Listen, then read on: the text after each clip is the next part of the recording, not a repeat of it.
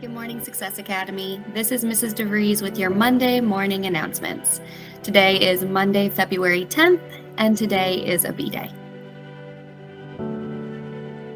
So on our block schedule, it had that March 14th was going to be a day off. That is now changing. We will have school on Friday, March 14th, and it will be an A day. So we have updated that on your block schedule, and this is just, a reminder that we will have school and that it will be an A day. Your teachers will be reminding you, and I'll keep this on the announcements going forward.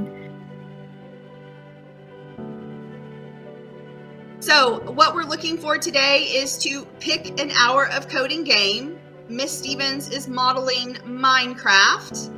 And once you follow the steps on the screen, it will take you through a puzzle. Each one of these is a puzzle of about 10 or 12 levels. Each level should take you about 1 to 2 minutes to complete as you drag and drop. Lucas, I see your hand. Give me just a second. And a lot of you all have been sending us this screenshot that you completed puzzle number 1. Well, that's great. Okay, Claire, glad you figured it out. So what we're looking for today is an exit ticket. Just for screen purposes, I'm gonna go ahead. So what we're looking for today for your exit ticket is a certification that you have completed your hour coding challenge, or if it's not working for you, that you reflect on your experiences. So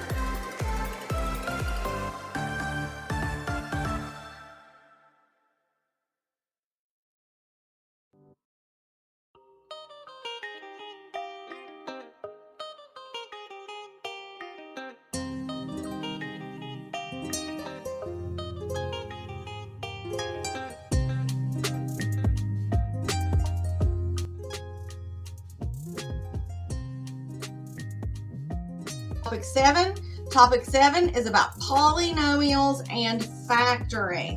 So there's a lot of words associated with this new unit. There's definitely these first 4. We're pretty much all saying we do not know what that is. At the end of class, we're going to pull this back up and I'm going to let you erase. Hi!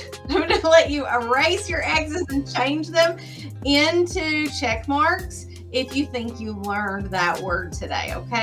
Learning intention. Today, we're going to say I'm learning to add and subtract polynomials. Now, if we're going to add and subtract these things, we got to figure out what in the world they are.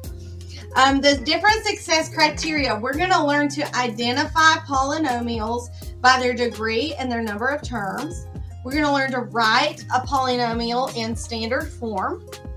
We are going to add polynomials by combining the like terms and simplifying the resulting expression. And we will subtract polynomials by distributing, that's the word we've heard before, by distributing the subtraction operation and simplifying the resulting expression. So go ahead and open your workbook, please, to page 262, and we are going to get started. Let's begin by talking about the word monomial. And we're going to focus in just on the prefix mono. When we hear a prefix mono, do y'all know what that prefix means? Here is an example of a monomial that is one single term. But terms are separated by plus signs or minus signs. So when I put two monomials and I separate them with a plus sign, now we have two terms. Okay, those are two terms. Terms are separated by plus or minus signs. And now we have a new prefix. What does the prefix bi mean? Two. Yes, yes. So a binomial is going to have two terms. So then a trinomial, the prefix tri, we know means three. A trinomial will have three terms. So you can see again, we've got 1, 2, 3 terms that are being separated with plus signs, or we could have minus signs. So I'm going to type one on the screen, and I want you to tell me in the chat, M for monomial, B for binomial, T for trinomial, okay? All right, so here, I'm going to type one on the screen. Brianna said T. T for trinomial. Yeah, because we have three terms. So when we see this plus sign and this minus sign, it has separated my monomials into 1, 2, 3 terms. Who can tell me what a monomial is? You may want to raise their hand. Okay, everyone says 1. 1 what? Good, Talia. Okay, that is one single term. Good. So a monomial is one term. Does anybody know what constant means now? Could you change your word on your Pear Deck from, did you make it green now? Maybe? Yeah, there we go. There we go. Look at you all. Okay, so a constant term is it's just a plain number. Okay, it's just a number. All right. Does not change. Second polynomial, negative times negative makes positive x. Negative times positive makes negative 4. We distribute the negative, and then we just combine straight down by adding. So 3x squared and nothing adds to be 3x squared. 4x and 1x adds to be 5x. And 2 plus negative 4 is negative 2. Here is my final. Go in and see if you know all the words. If you know all the words, green them out, check mark them.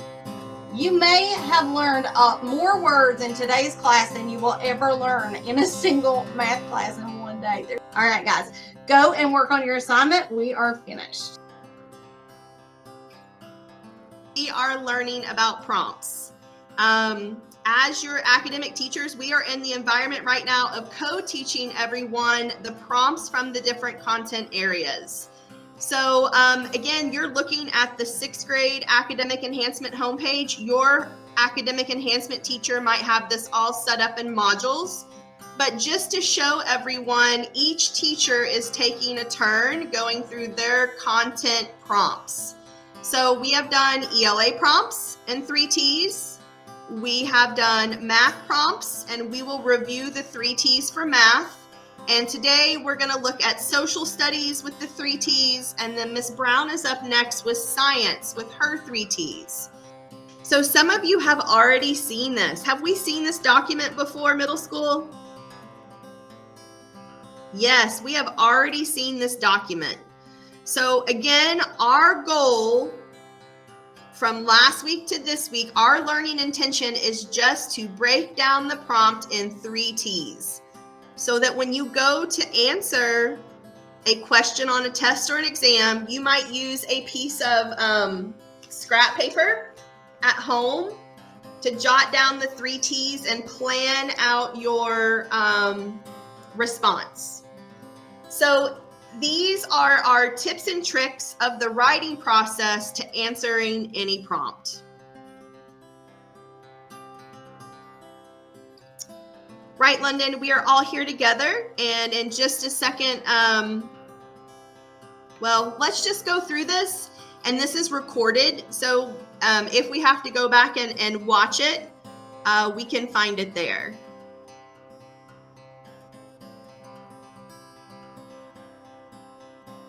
Okay. All right. So let's just look at it. So guys, if it's not working for you, just look at it here. It'll be okay. You can participate in the chat.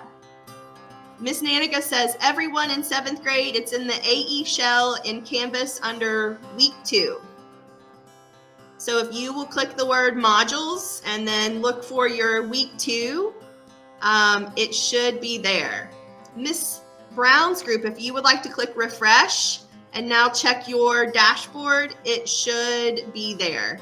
Again, thank you all so much for being flexible. This is brand new for Miss Nesbitt, Miss Naniga, Miss Brown, and I, and we are your fabulous middle school team. So we are trying something new this year, and with anything, we kind of have some learning curves. So hopefully we'll be organized for the next weeks, because we're going to try it with Miss Brown on Friday. So Miss Brown's up next with science. We will all join Miss Brown's group and try it with science. 7th graders, go ahead and hit refresh and you should be able to see it. Yeah. Okay, guys, no worries. No worries, 8th grade. I know where to find you. I know where to find you, 8th grade. We will we will get it together with social studies. All right. So think about a time. Think about your understanding of being of the United States culture.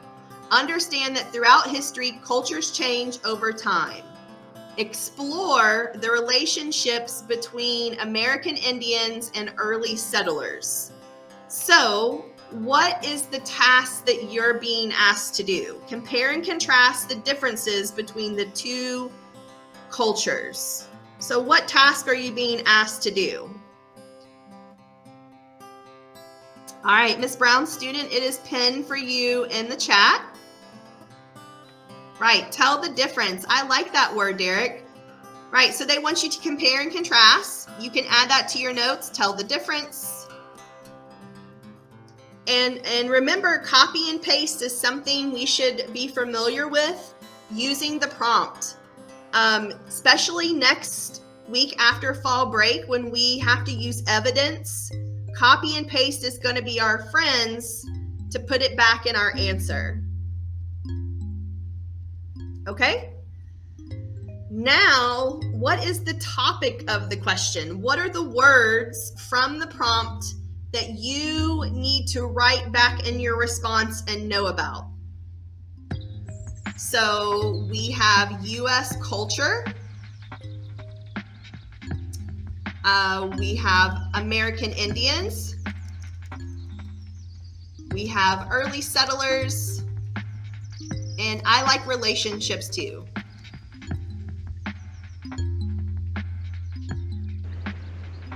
Has anybody ever eaten green eggs and ham? They served us green eggs and ham one year at camp.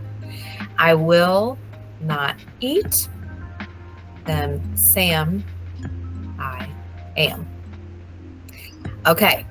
Which one do you think is unaccented and which one do you think is accented?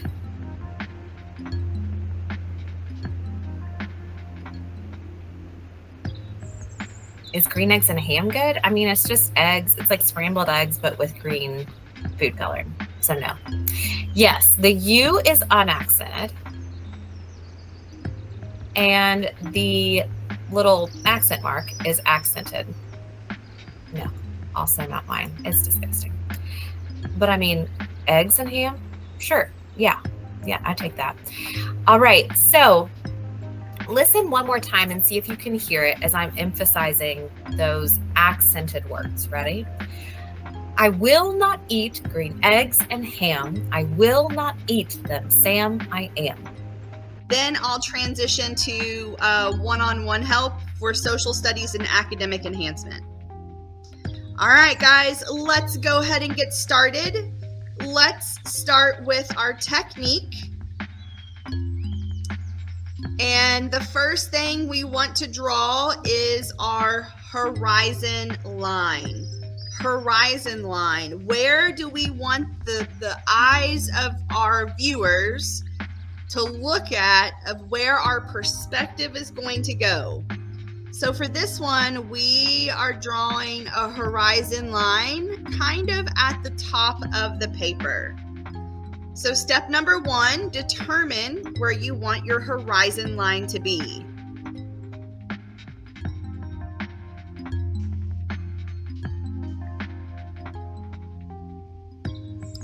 All right, our step number 2 is our vanishing point. We want to pick the vanishing point where all of our angles will come from. So just like last class, our vanishing point is going to be in the middle. So you can go ahead and put a dot. Well, I didn't. So you can go ahead and draw kind of a big dot if you want to in the middle, because we will erase it later.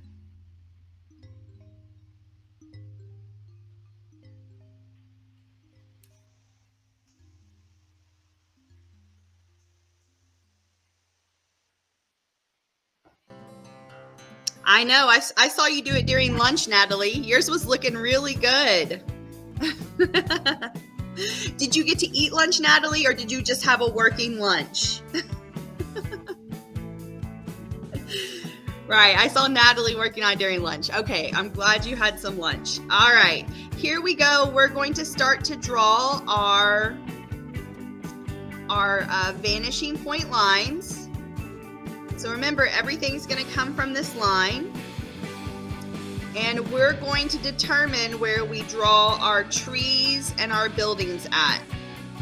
So right now, we're using some sketch lines to scaffold where we are going to draw things. So Miss Stevens is it's looking a little bit wonky, but if you just trust the process, it will be there.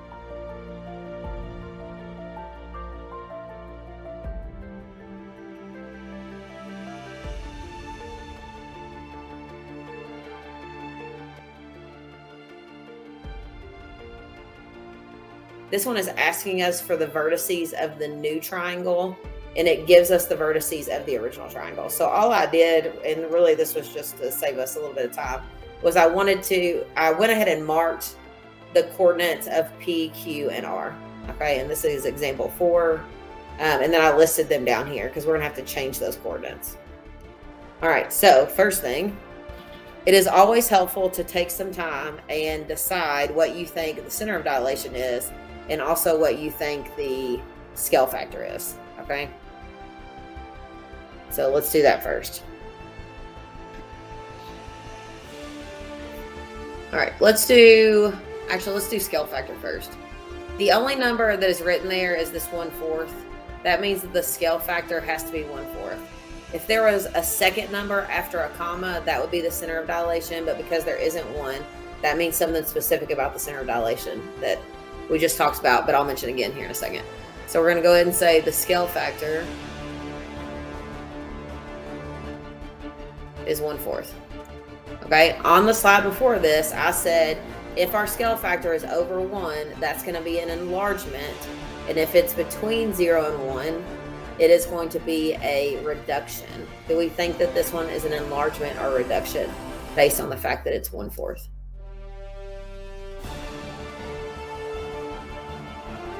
It's a reduction, which is good because this whole triangle takes up all the space. So it would be really sad for us if this was an enlargement because we probably wouldn't have enough room. Okay. And the center of dilation for this one, just because there's no other number written, has to be the origin. So 0, 0. So that means that this is our center of dilation. Look at that. That is rare. That's a rare occurrence, Jersey. All right. To figure out what your new coordinates are going to be, clearly, you have to just multiply by your original coordinates. So basically, remember our original points will be R, which means that our new point would be R prime. So you just put that little apostrophe there. Okay. We take the original coordinate, -4, and we multiply it by the scale factor, which is 1/4. And then we do the same thing with 0, but that just isn't going to change 0. Okay. And we're going to multiply by 1/4. And then that's going to give us, so basically we have two little operations that we have to do in here in order to get the new coordinate. So R prime is going to be -4 times 1/4. Does anybody remember what -4 times 1/4 is going to give us?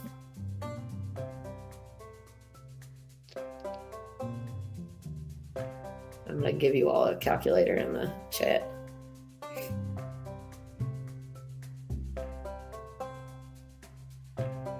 Yeah, it's -1. Perfect. Okay.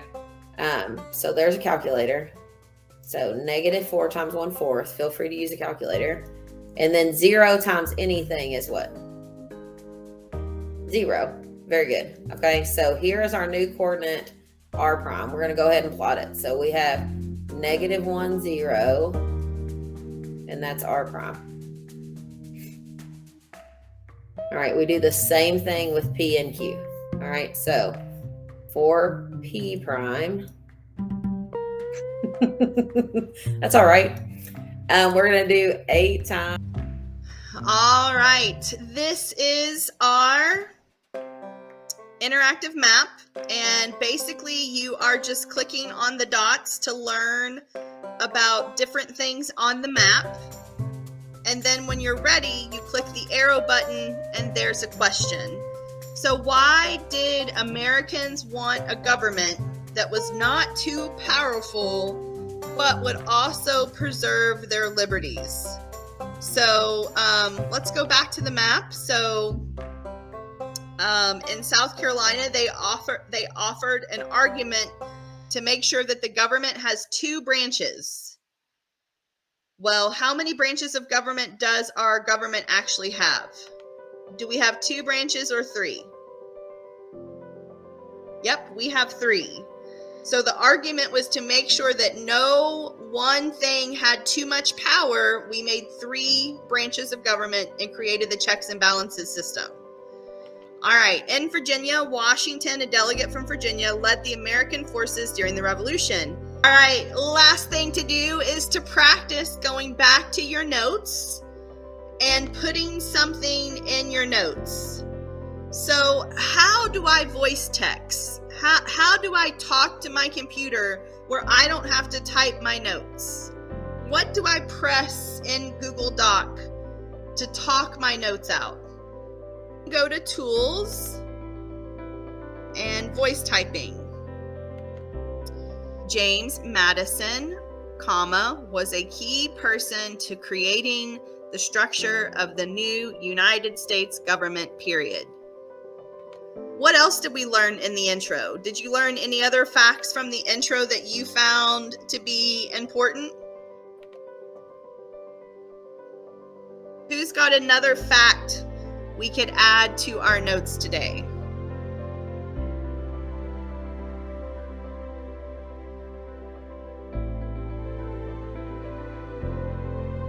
Okay. James Madison, wrote 1/3 of the 85 articles of the famous Federalist Papers, period. In May of 1787, delegates met in Philadelphia, Pennsylvania, at the Constitutional Convention to create the new Constitution for the United States of America. September 17th, 1787 is the official Constitution Day of the USA, period. Madison is the fourth president of the USA. Yeah, there you go. Let's add that one in too. All right, so I got to go back and do just a little bit of editing. Maybe I want to give it some bullets. Again, these are your notes. Who in here color codes their notes? Was that 7th grade? Someone in here does color coding. All right, I like Averyana's. James Madison, becomes the 4th president of the United States.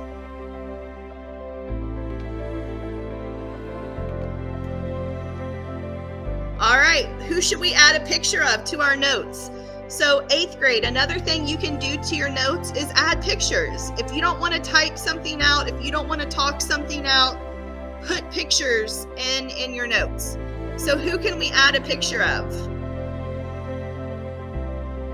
Okay, Heaven.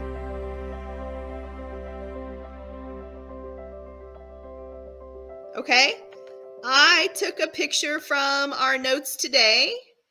And then I am also going to add a picture of James Madison. So insert, image, search the web.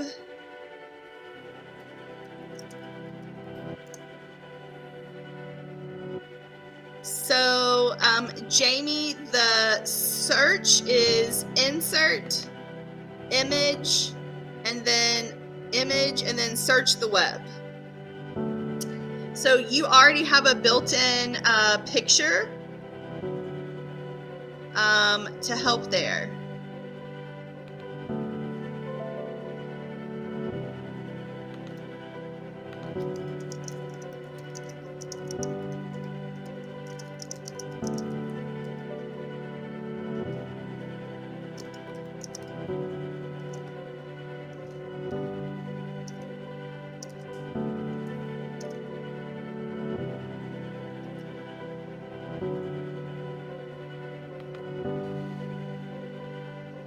Where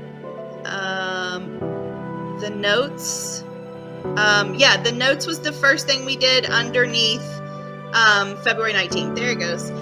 Bella, can you stay just a few more minutes? I'm almost done, and then I can help you get caught up in everything. Thank you, sweetheart, for coming back. So NTI days, there's more snow coming this week, and there is sickness everywhere. So if Fayette County does call an NTI day, I just wanted to remind you that VLA does have an NTI schedule, and you can be marked absent on NTI days. Some of you just think it's a snow day and you don't have to go to classes or check in with your teachers, and that is incorrect. You must check in with your teachers in your live class with the schedule that's on the screen. So we're going to have time for each of your blocks. You can go to the meeting or you can do your check-in form, but it is just like any other day. It is just a modified schedule. So you can be marked absent on NTI days. we are going to have 2 more days of makeup access testing. So we are going to have makeup testing this Tuesday, the 11th, and Wednesday, the 12th. I'll be reaching out to the VLA students that still need to do those makeup tests. So again, we're going to start at 8:30 and we'll be done by 1:30. So I'll be reaching out to those families. If you are a 10th grader or an 11th grader, we have the ACT test coming up. So that's for all 10th and all 11th graders. 11th graders, a score consent form is going to be sent out soon. That's so you can decide if you want your scores sent to universities or other secondary educational options. So 11th graders, look for that form. That's going to be on Tuesday, March 11th at Success Academy. Doors are going to open at 8:45 and we're going to probably start between 9 and 9:15. So again, 10th and 11th graders, we have ACT testing coming up. Please put Tuesday, March 11th on your calendars that you need to be in person at Success Academy. This Friday, the 14th, we're going to be having our winter social. So that's going to start at 3:30 for middle schoolers and 5 o'clock for high schoolers. Again, there's going to be pizza, drinks, cookies, music, games, arts, all the things. $10 at the door. The RSVP is a bit.ly link below, or if you have your phone, there's a QR code. This is just going to help us figure out how much pizza we need, how food and snacks and drinks. So if you are thinking about coming, please fill out that RSVP. Thank you. Middle schoolers, today is the end of Progress 1 for quarter 3. So all your teachers are going to be finalizing grades and they're going to be posting them. We'll be sending out information to your families. High schoolers, Progress 1 semester 2 is going to be Monday, February 24th. So your progress grades will be posted in about 2 weeks. So please make sure you are getting your assignments turned in to your teachers so they can update your grades. And that's all I have today. So I hope you have a great Monday. I hope you have a great week. And I hope the snow doesn't come because I'm over the snow. All right. Have a great day, guys.